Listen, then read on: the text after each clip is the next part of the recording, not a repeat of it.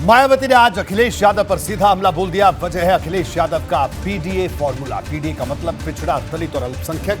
सपा अध्यक्ष की तरफ से इसे पार्टी के चुनावी फॉर्मूले की तरह पेश करने की बसपा सुप्रीमो मायावती चिढ़ गई। उन्होंने इसे तुकबंदी करार दे डाला। उन्होंने कहा कि पीडीए का मतलब पिछड़ा, दलित और अल्पसंख्यक नहीं, बल्कि यह सपा का परिवार, दल और गठबंधन का छोटा रूप है।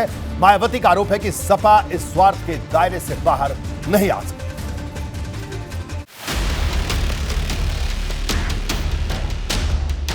एनडीए के मुकाबले मैंने कहा पीडीए और मैंने कहा पिछड़े, दलित, अल्पसंख्यक, मुसलमान भाई, क्योंकि सबसे ज्यादा भेदभाव इनके साथ हो रहा है। अखिलेश यादव के प्लान 3 यानी पिछड़े, दलित और अल्पसंख्यकों को साथ लेकर भाजपा के खिलाफ मजबूत मोर्चाबंदी के दांव पर बसपा सुप्रीमो मायावती भड़क गई हैं।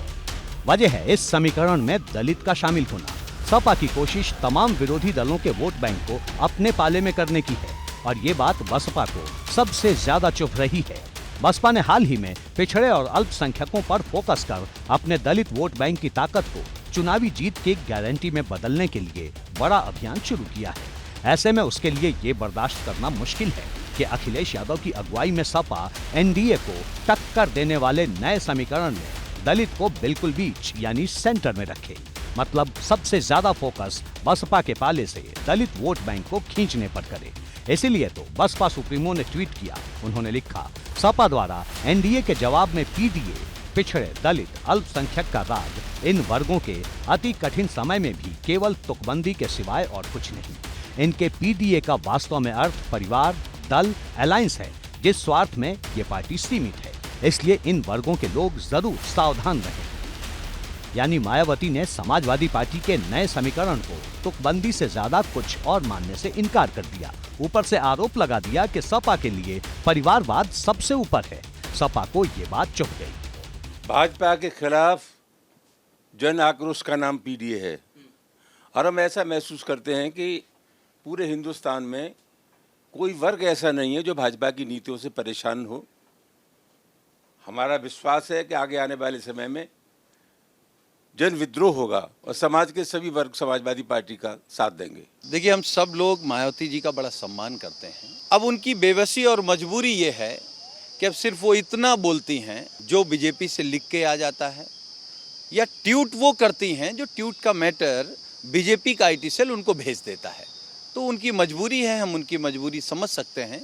लेकिन ये सच है कि एनडीए को पीडीए ही हराएगा।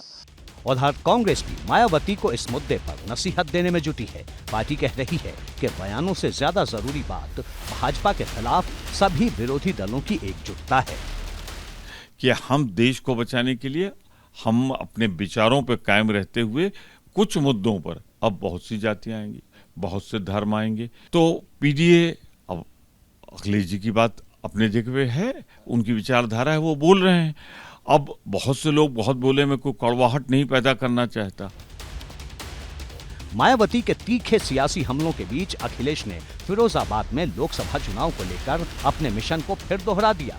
फिर से पीडीए का जिक्र भी कर डाला। एनडीए के मुकाबले मैंने कहा पीडीए और मैंने कहा पिछड़े, दलित, अल्पसंख्यक, मुसलमान भाई, क्योंकि सबसे ज्यादा भेदभाव इनके साथ हो रहा है। मैंने किसी को एक्सक्लूड नहीं किया है, सबको शामिल करते हुए कहा और कहा कि 80 हराओ, भाजपा हटाओ, क्योंकि उत्तर प्रदेश में 2014 से ही जीत रहे हैं, तो 24 में इनका जाना तय है। यानी इशारा साफ है कि मायावती भले ही पीडीए वाले दांव से जितनी भी चिढ़ हैं, लेकिन समाजवादी पार्टी की 24 के चुनाव में नई लीग तय हो चुकी है। उधर भाजपा मायावती के बयान को सही करार दे रही है। मैं समझता हूं कि बसपा की नेता आदरणीय बहन जी ने जो बात कही है वो ठीक ही कही है।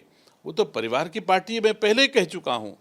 वो इसी प्राइवेट लिमिटेड कंपनी के रूप में स्थापित करके चलाई है उन्होंने, पूरी तरह से एक ही परिवार ने चलाई है। दूसरा कोई नहीं वहाँ पर, ना कोई कार्यकर्ता है, ना कोई नेता है। नेता है तो सिर्फ सैफई में जो जन्मा है वही समाजवादी पार्टी का असली मालिक है। साफ है कि बात निकली है तो दूर तलक जाएगी और मायावती ट्वीट से आगे बढ़कर सपा के इस समीकरण की काट निकालने के लिए नई रणनीति को भी आजमा सकती हैं। एबीपी गंगा के लिए ब्यूरो रिपोर्ट।